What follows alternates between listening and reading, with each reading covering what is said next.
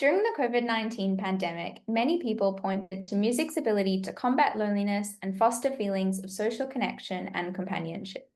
When live music was paused, people used online platforms to listen, create, and collaborate. For instance, a rise in collaborative playlist engagement was observed.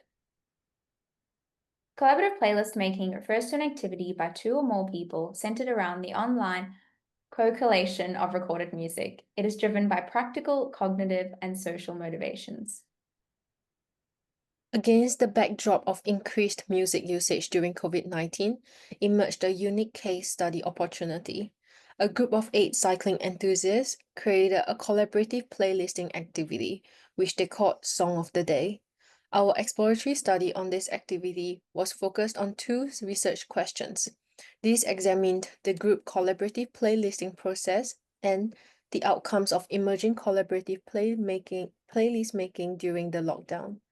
We individually interviewed 4 participants and did a follow-up interview with the participant who spearheaded the project 10 months later.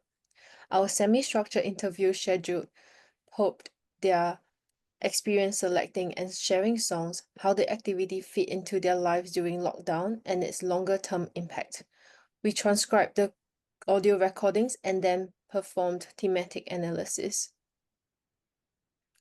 In regards to research question 1, the activity began as a way to stay in touch during lockdowns and evolved into a structured and themed group ritual.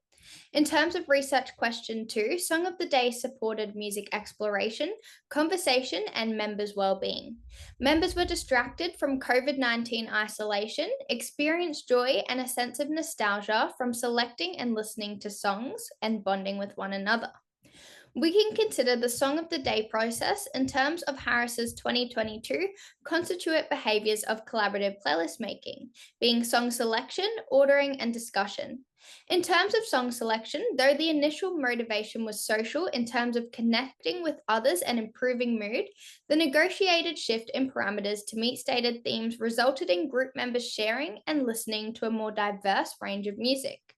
This suggests that participants may have additionally developed cognitive and personal motivations for engagement, such as expressing their music knowledge and locating new music. Interestingly, song ordering was not a focus. Although songs were added daily, curation was primarily historical, preserving a record of the selections to ensure new additions were not repeated songs. Discussions occurred asynchronously via WhatsApp. Despite no single shared listening platform, rich discussion and sustained engagement were still achieved.